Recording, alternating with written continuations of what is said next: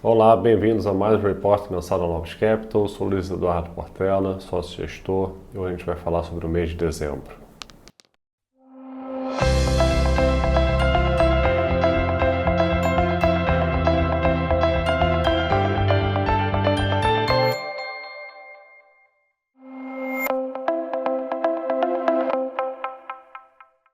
Bom, no cenário internacional, o destaque foi o Banco Central americano, que caiu os juros depois de final de novembro, ao longo do mês de dezembro, sinalizar que não iria cortar, vários diretores se manifestando dessa forma, mas após a divulgação de um payroll, uma taxa de desemprego batendo ali 4,6, de mudaram de ideia e foram sinalizando que iam cortar nessa reunião de dezembro. Ainda sinalizaram que podem ter mais cortes ao longo do ano de 26, mas vão procurar olhar mais dados, mas isso já está bem precificado aí pela curva de juros americana. Além disso, os indicadores seguem positivos no geral, a gente teve um PIB aí muito forte, acima de 4% no último trimestre, mostrando ainda a absorção doméstica americana muito firme, crescendo acima de 3,5%. De fato, as condições financeiras seguem frouxas, os ativos seguem subindo, a bolsa nas máximas, juro longo estável, o 10 anos estável ao redor de 4,15 há vários meses. E a gente tem visto o mercado de trabalho desacelerando, muito por falta de contratação. O Trump fechou as fronteiras quando assumiu, então tem menos oferta de trabalhadores e as empresas estão demandando menos também por causa do avanço do AI, várias empresas anunciando que vão deixar de contratar daqui para frente, mas quando a gente olha os dados agregados, a gente está vendo a economia americana aí bem firme e com possíveis aumentos de produtividade, tá? Então um cenário bem positivo aí, em especial para a Bolsa. Continuando com os bancos centrais, a gente tem o Banco Central da Inglaterra, que caiu em 0,25 e anunciou que vai parar para olhar também. A gente teve o Banco Central da Europa, que manteve juros estáveis e vai continuar assim por bastante tempo, a inflação está na meta, o PIB está com um crescimento bom, então tem tempo para avaliar o cenário. E a gente teve o Banco Central do Japão, que subiu a taxa de juros, só que foi com um tom mais novo, que vai olhar aí para avaliar os próximos movimentos daqui para frente. Então, de destaque dos bancos centrais, tudo meio que em linha assim, com o esperado, e o ambiente externo fechou em um tom positivo, de bolsas para cima, commodities ainda em altas, e juros no mundo depois de alguns estresses mais comportado. Bom, no Brasil o destaque foi o cenário eleitoral. A gente teve aí o lançamento da candidatura do Flávio, falando que o pai, o Bolsonaro, indicou ele, ratificou a candidatura dele, esvaziando as apostas no Tarcísio. Então o mercado estava aí bem confiante para o final do ano, que já discutindo como é que seria a chapa do Tarcísio, que o Zema seria o melhor candidato para agregar Minas, todo mundo posicionado, as pesquisas mostrando que o Tarcísio vencia com uma certa facilidade o Lula, e a gente teve essa reviravolta. De fato, acho que a família ficou com medo do nome, Bolsonaro desaparecer, e lançando o Flávio é uma forma de manter o nome, é uma forma do PL expandir a candidatura de deputados, de senadores.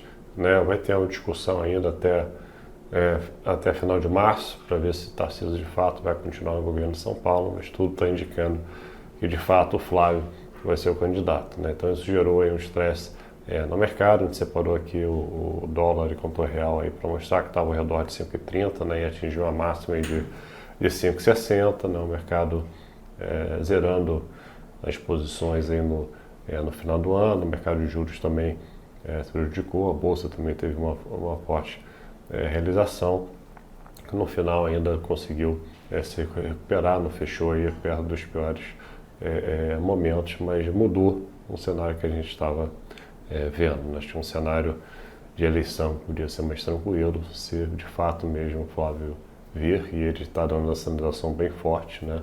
A última foi que o irmão dele, né, o Carlos Bolsonaro, deve vir, né, para o Senado no Rio de Janeiro, no lugar, né, que era a vaga do Flávio, em vez de tentar para Santa Catarina. Então, acho que a família Bolsonaro contra o Lula aumenta a chance do Lula vencer a eleição. Então, a gente vai entrar aí no ano bem conturbado, por mais que todos os sinais estão na América Latina, lá no mundo, de movimento mais à direita, né? Acho que esse é um risco aí para o cenário de Brasil. Tá? Olhando os indicadores econômicos, a gente teve um IPCA um pouquinho pior, né? A parte de serviço continua incomodando, serviços ligados à mão de obra continua alto, tá? Então foi o primeiro número ali que incomodou mais. A taxa de desemprego fechou o trimestre em novembro, né, no histórico 5,2. Né? Então a gente teve aí, por um lado, político, né, piorou aí o cenário, e os indicadores econômicos vieram contra uma queda de juros, né, já em janeiro, que o mercado estava né, imaginando. Inclusive, né, no Copom, eles deixaram uma pequena porta aberta para cair em janeiro, mas depois de tudo que aconteceu, né, o cenário se consolidou aí para o início de queda em março. Né? Ainda tem muito indicador para sair até lá, né, muita inflação, muita atividade, mas janeiro, né, a produtividade ficou muito baixa. Tá? Então, de fato, a gente está entrando num ano com um cenário ainda para emergente bem positivo, né? Continua o fluxo, né, de alocação global, mas a eleição vai ficar mais incerta e se a gente caminhar de fato, né, acho que o mercado ainda sonha com uma desistência aí do Flávio, mas ele tem dado sinais firmes e faz todo sentido para a família manter aí o nome dele vir contra o Lula mesmo. E isso vai tornar aí um ambiente bem volátil ao longo do ano, caminhando aí mais perto para as eleições. Agora falando sobre a performance dos fundos, né, foi um ótimo mês para os fundos macro em especial, né, a gente conseguiu nos últimos meses, né, recuperar bem o ano e fechar um ano aí bem próximo aí do CDI. É um ano muito difícil para a gente, começou um ano bem pessimista com o Brasil e o fluxo externo virou rapidamente, né, com um cenário de dólar muito fraco, né, a gente demorou aí para rever as posições, mas nos últimos meses a gente conseguiu correr atrás e recuperar, e os fundos macro fecharam aí ao redor do CDI. Né? Então foi um mês positivo, que a gente conseguiu fugir da piora aqui de Brasil. A gente foi bem ágil quando saiu a primeira notícia no jornal indicando que o Flávio ia vir como candidato, apoiado pelo pai, né, o Bolsonaro. A gente conseguiu rever as posições, zerar rapidamente as posições, principalmente de bolsa e juros. Né, inclusive virar a mão, né, ficar um período aí mais pessimista, achando que o Brasil tinha que reprecificar, né, os ativos. A gente conseguiu surfar bem aí o mês, né, os macros fecharam aí bem no mês e os renda fixa fecharam aí próximo do CDI, apesar da forte alta que a gente viu na curva de juros. Tá? Então, começando aqui, pegando aqui como base novos macros, a gente consegue explicar a rentabilidade de todos os fundos. O destaque positivo foi na parte de bolsa, né, com 0,64%. A gente conseguiu zerar a carteira de bolsa contra o índice, que fechou em negativo, mas a gente teve ganhos aí no direcional, né, vendido em bolsa. A gente pegou depois uma compra de bolsa americana no final do mês. Né, então a gente conseguiu aí fechar o mês aí, com essa contribuição positiva. Entramos no ano um pouquinho comprados, né, em bolsa americana, mantendo um pouquinho comprado também em bolsas de emergência. Já acho que vai seguir esse fluxo aí de rotação global e zerados em Brasil, até avaliar onde é que vai ser cenário de eleição. Tá? Acho que o Brasil ficou mais complicado daqui para frente. Moeda 0,30 positivo, acho que muito numa compra de dólar que a gente fez para proteger, né, depois aí do anúncio do Flávio, com o 0,30, a gente está zerado nessa posição, estamos sem posição em moedas. A gente acha que não está valendo a pena ter um risco, né? Não só aqui como lá fora, em moedas. A cenário do dólar vai continuar meio que de lado contra o primeiro mundo, e emergente vai depender de alguns cases específico. A gente está preferindo colocar VaR na bolsa e no mercado de juros quando tiver oportunidade. Mercado de commodities, a gente seguiu aí comprado em ouro, né, contribuiu com 0,20%, e a gente está mantendo essa posição aí, iniciando esse ano. Renda fixa terminou com 0,12 positivo, então a gente defendeu bem, zerou as posições aplicadas e travou a posição de NTNB, né, chegou a operar mais taticamente aí no final do mês, soltando essa posição tomada e deixando a B livre, enquanto as Bs intermediárias para longas ficam perto de 8, né, fica mais atrativo, né, então a gente tem operado mais taticamente. Tá? E juro internacional, né, ficou um mês estável, mas a gente voltou a ter uma posição em tomada em juros americanos, mas na parte longa a gente está vendo os números bem fortes, né, como eu mencionei, aí, o PIB está muito forte nos Estados Unidos, e apesar da desaceleração no mercado de trabalho, a gente acha que tem muito estímulo ainda para vir, principalmente no ano de eleição nos Estados Unidos. Né? O Trump tem ameaçado a vir com cheques para consumidores americanos para retribuir aí o aumento das tarifas. Tá?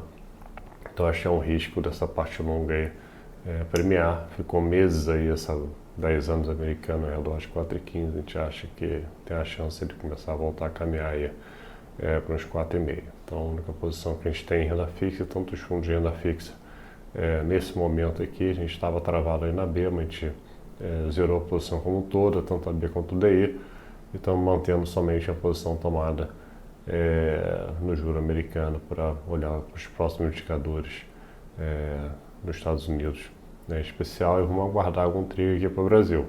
Se tiver um trigger positivo aí para a eleição, a gente vai voltar à posição, aí, principalmente aplicado mais na parte longa, quando a gente vê muito prêmio. A parte curta, intermediária, já está ali com 270 bips, está muito bem precificado. Acho que você vai começar o ciclo ali em março, e vai ser um ciclo, né, começando com 25, depois 50, e muito influenciado pela eleição. Então vai depender muito das notícias, né, que a gente vai estar olhando aí de perto. Então é isso, feliz ano novo a todos, estamos começando aí um ano. Qualquer dúvida, a equipe aqui está disponível, tanto de gestão quanto macro. Entre em contato aqui com o RI e continue seguindo a gente nas redes sociais, que a gente vai estar sempre colocando aí o que a gente tem feito e qual é o nosso cenário para esse ano de 26. Obrigado, até o próximo reporte.